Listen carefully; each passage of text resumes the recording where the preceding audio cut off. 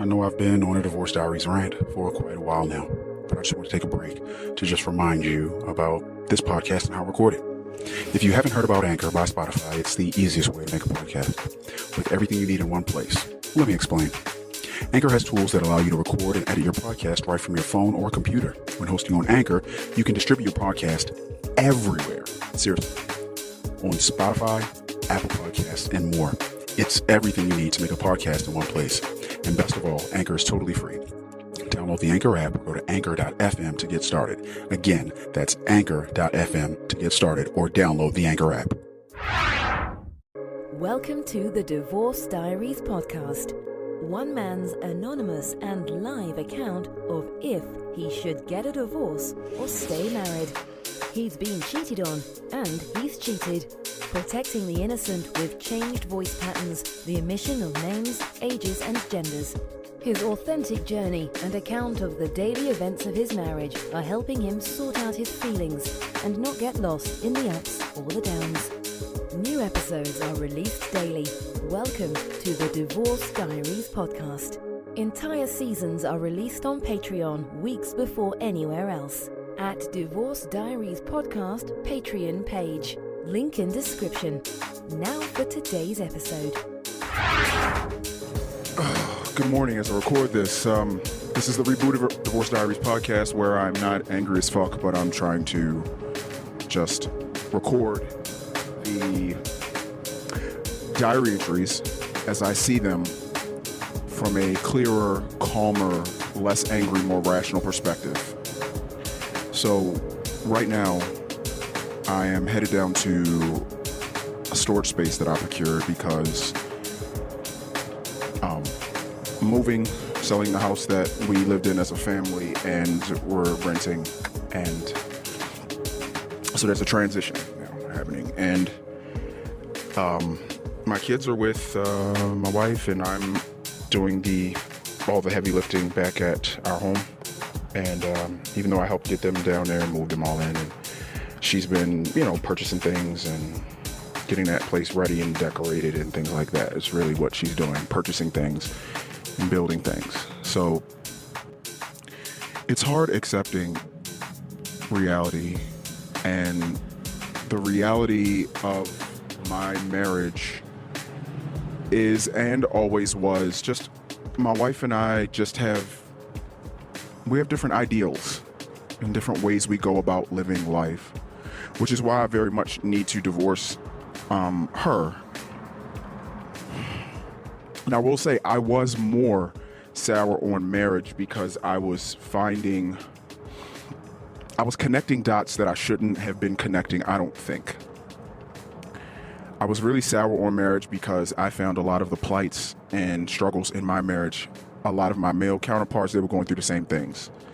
Like their wives and their maybe uncontrollable or impulsive spending.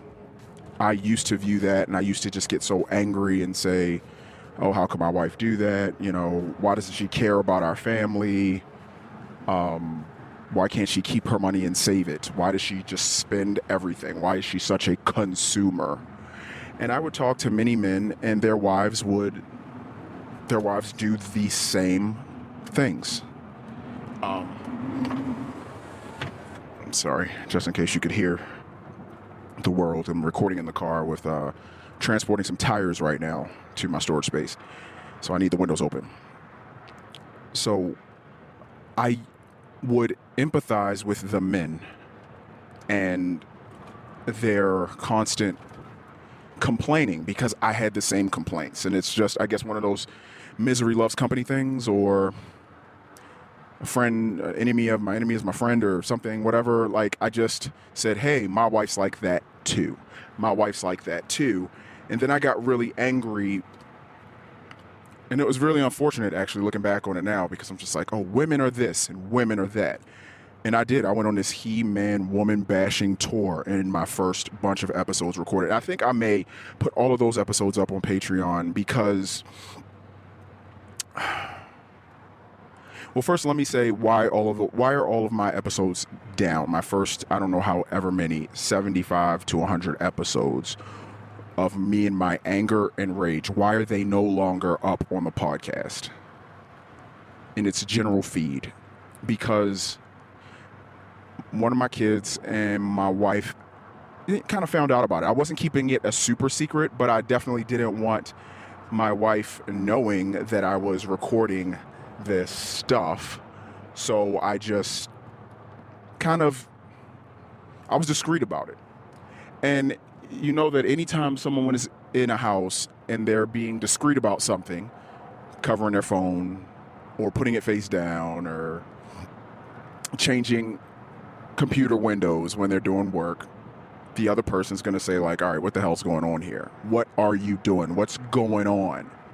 And that's what happened. So I guess she just started taking note. And I wasn't rushing to change windows, rushing to close them, but I was being discreet. I was just being discreet. And that made her, more curious, maybe even rightfully so.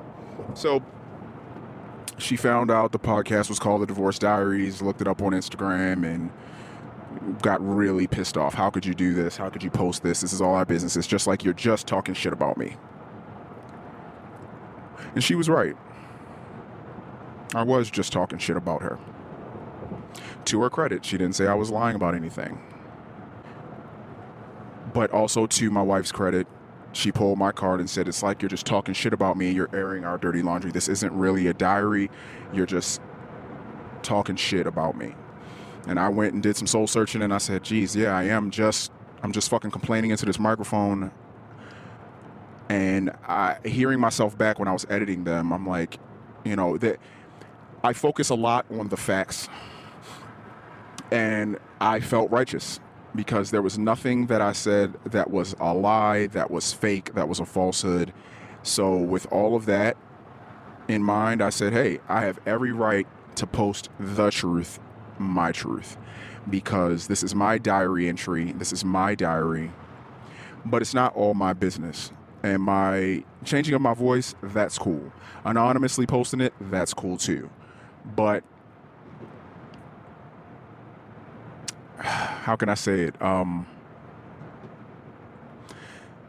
with that being her business as well, I didn't, it's almost like I'm doing some weird shit, like I'm recording you privately, you without your knowledge, and then posting it. That means I'm not even giving her, honestly, I'm not giving her the opportunity to say like, hey, since I know you're going to be telling the world about this conversation, or you could possibly do that, I accept the terms of this engaging in this conversation, and I'll talk to you.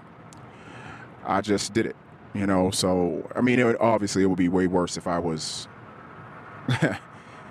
using her name and where we live and a lot of identifying characteristics and stuff like that. That would be a way more fucked up thing, but that doesn't mean what I'm doing isn't fucked up. So that's why I took everything down. But I think that it is worth hearing, especially for the men that need to calibrate themselves like I did. You are likely on a he-man, woman-hating tour like a lot of men can find themselves. You're likely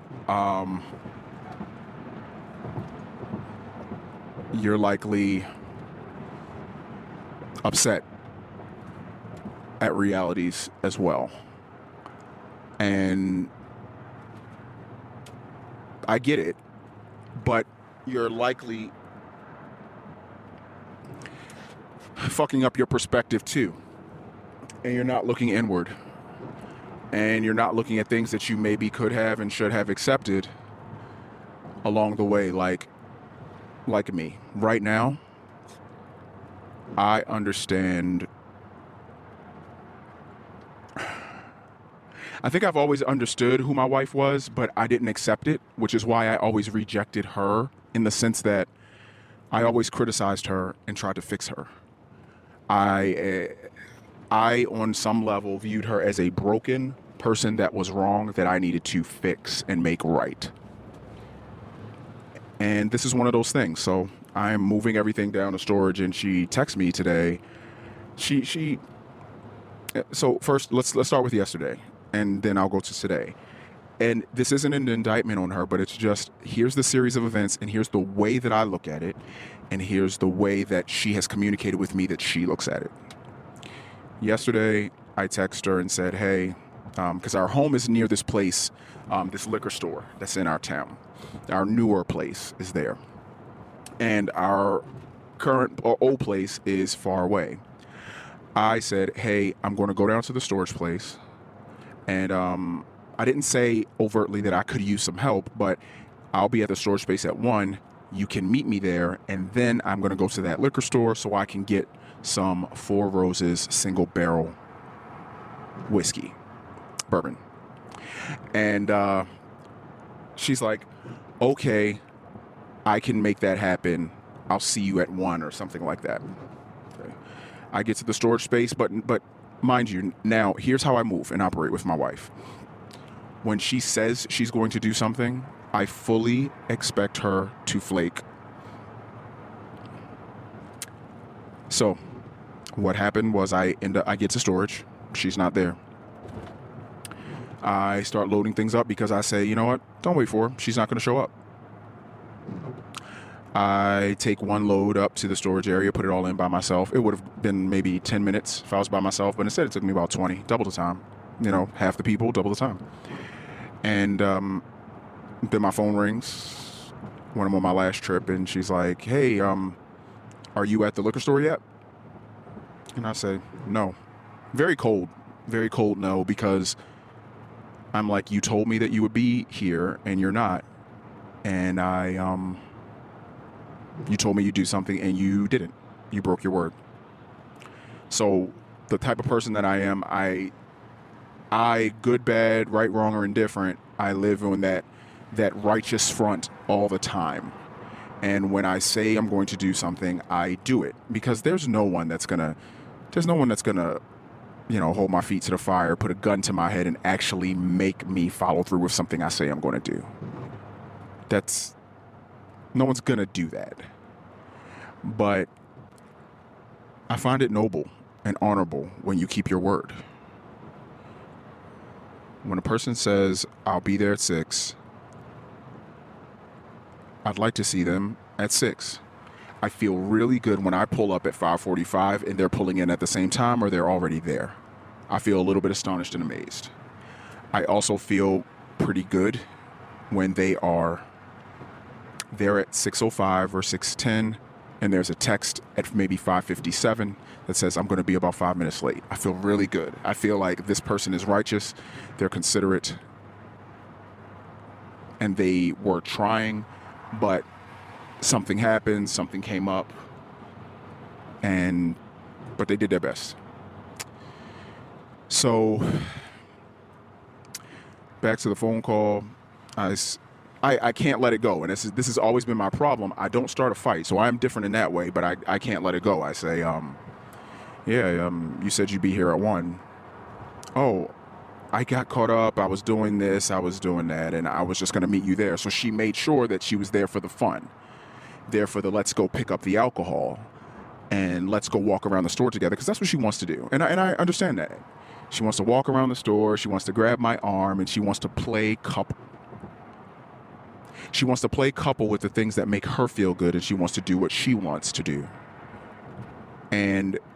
But me doing the lifting of bins and boxes and stacking them in a storage space and doing this exercise of dankness, that's not something that she's up for. That's not something that she wants to do. So she's just going to, I don't know what she's going to do, but it seems like she's going to make excuses to not do the things she doesn't want to do. Like most people. I do that too. Now, okay, and let's just go to today. So today it's 10 in the morning now, and I've been up since about 7:30. I did some yoga, and then I have been loading the truck, and I've been trying to sell a bunch of stuff on an app, and because we're moving, and you're just kind of purging and getting rid of a bunch of things. So now I've got this full truck, and I'm going down, and she texts me after. She's like, yeah, I'm gonna be up there on the weekends. I'm gonna be up there, and I'm gonna help.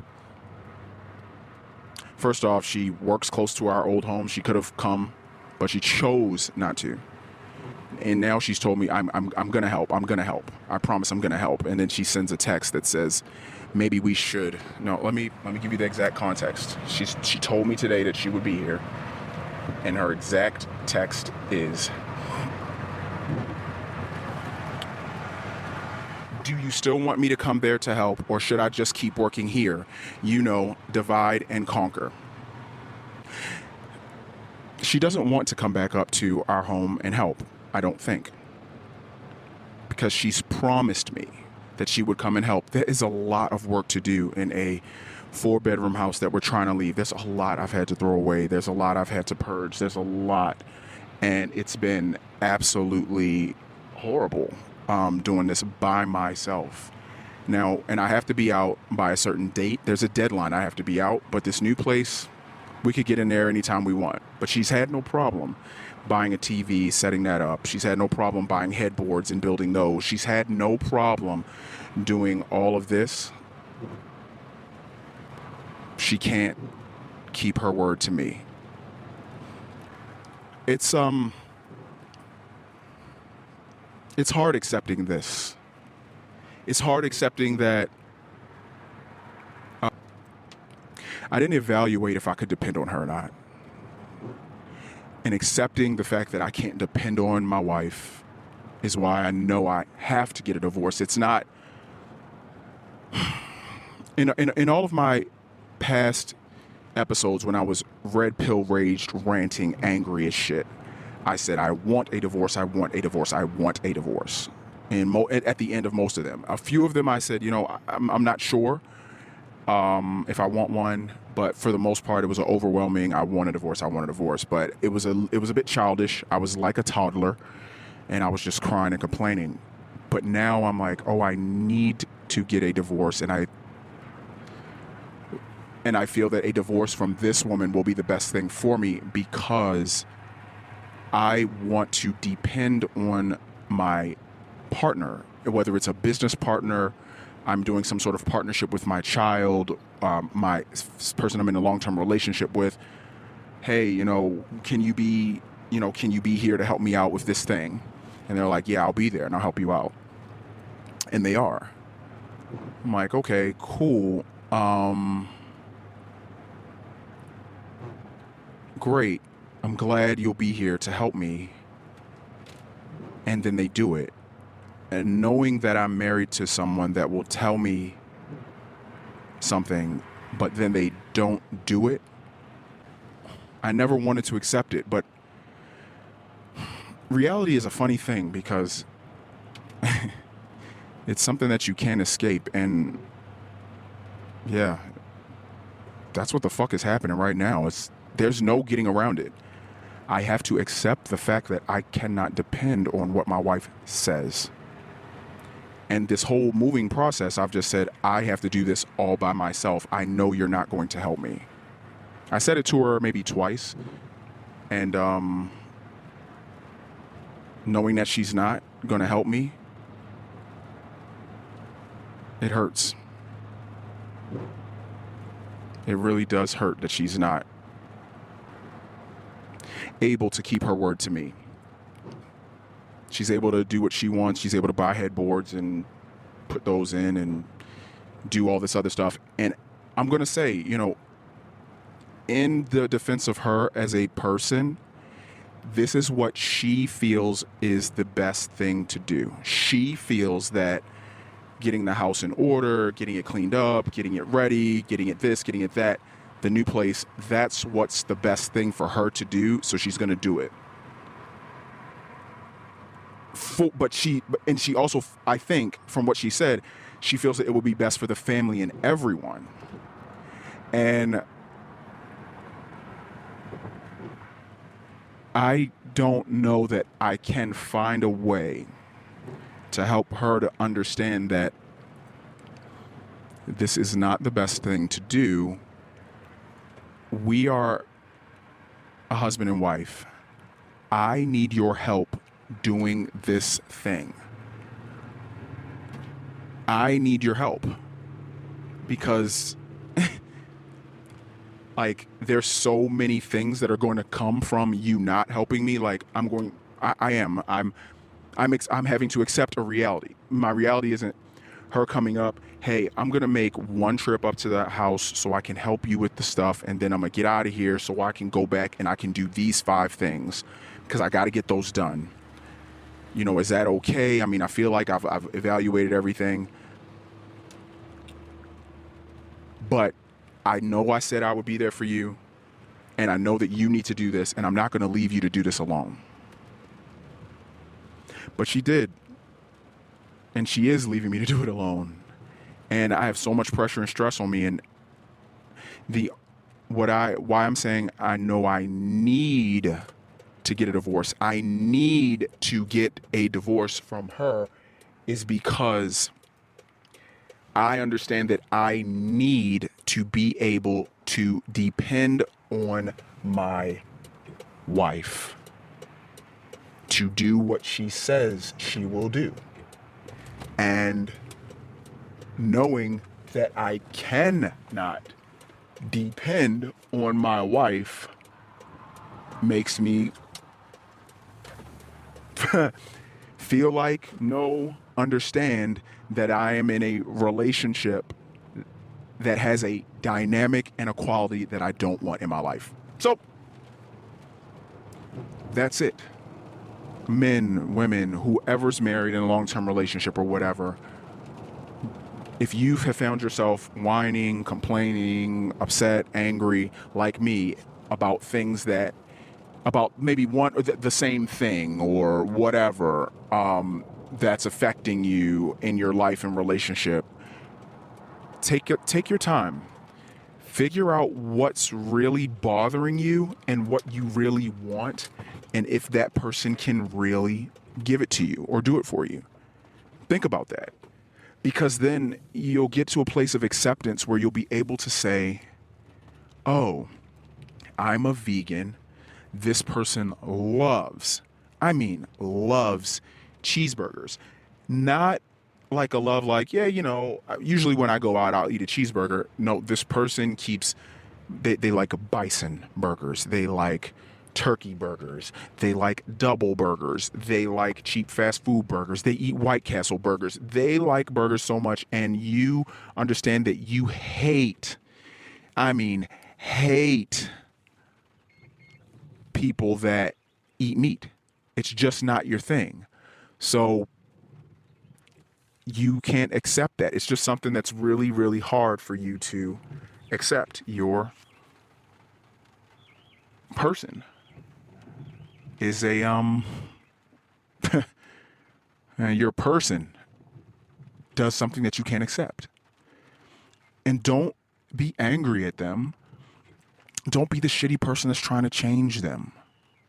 My wife doesn't keep her word. And for some people, that might be like, it's not really that big a deal. I'm pretty flexible. A real go with the flow type of person would be better for my wife. Now, my wife I think she needs a little bit of structure and something to be able to depend on, as do I. So I feel like for her, I think that's why my wife has been much more happy probably in our relationship than I have. Because I probably am able to give my wife a little more of what she needs and requires, even though she doesn't like my attitude sometimes and when I can be harsh and when I can be a little bit cold and cutting. My wife doesn't really like some of that, but I'm not that all the time, and it's usually only when I'm reacting to some poor behavior of hers that my wife and I really have problems, or poor behavior in my view, right? Like not keeping her word. And yeah, she's been really honest over time. She's been really honest, and she said things like, hey, we had a really big argument one day about plans. Yeah, we had a big argument about plans one day, and because I said, hey, when you make plans, you want to keep those plans, and she's like, no, you don't need to keep your plans. And I'm like, what do you mean you don't need to? What do you mean you don't need to keep your plans? She's like, oh, you don't. I mean, people can change plans. I say, yeah, yeah, people can change plans, but there was some weird seriousness in her voice about these plans, and I'm like, I'm not really getting what you're saying. if someone makes a plan, to be somewhere at noon and the other person just like doesn't show up, I'm like, that's not really cool. You shouldn't do that. And she's like, why not? Like, plans can change. And I said, no.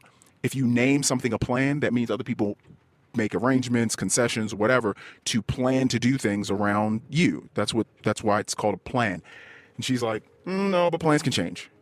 Yes, well, okay, well then I'm with you. Plans should maybe change far in advance. They should change beforehand. They should be discussed if they're going to be changed with the other person so that new plans can be made. But either way, whether plans are changed once or 1,000 times, they should be discussed and agreed upon so it can become a plan. She said, yeah, but even still, they can just, and I understood how my wife's value system and her ideals worked. She has the ideal system, and the way that things work with her is everything is pretty much fluid. Words don't need to be kept. Promises, if made, can be broken. That is just the way that she operates. And accepting that truth, that to me, I'm like, how could a person be that? How could a person? And I was just such a dick to her when I should have just not been with her. That's the type of person you are. Oh, okay. You're the type of person that kicks a cat. I don't want to be around anyone that kicks a cat. It's not my bag, not my thing. So I'm just going to go this way. Oh, you're the person that doesn't keep plans? Okay. I don't, oh yeah, let's make a plan. Let's have children together where there need to be plans made. Oh, let's do this thing. Let's start this business together. No. This is not the person for me. And I really can't say at this point, if I'll always love her, because now that I'm accepting and understanding who my wife is for real, it's like, oh, I fell in love with someone that was a kind of a caricature of what, in my mind, of what they were, or I created a version of them that I wanted very badly. And now that I know, like, my wife isn't what I hoped for, she isn't what I wanted, she isn't. And that's okay. I don't think she's a bad person. She's just not my person. Wow. That was the Divorce Diaries podcast. The Daily Saga will continue tomorrow. The full season's episodes are on Patreon now. Subscribe for early access. Click the Patreon link in the description. Hopefully these entries help our anonymous recorder as a form of his own personal therapy. That's his hope and his intention. Will these recordings of life's curveballs lead this family to the best resolution in the end? We'll keep listening. New episodes are released daily on all podcast players, but all episodes are available on Patreon at Divorce Diaries Podcast Patreon page. Until next time.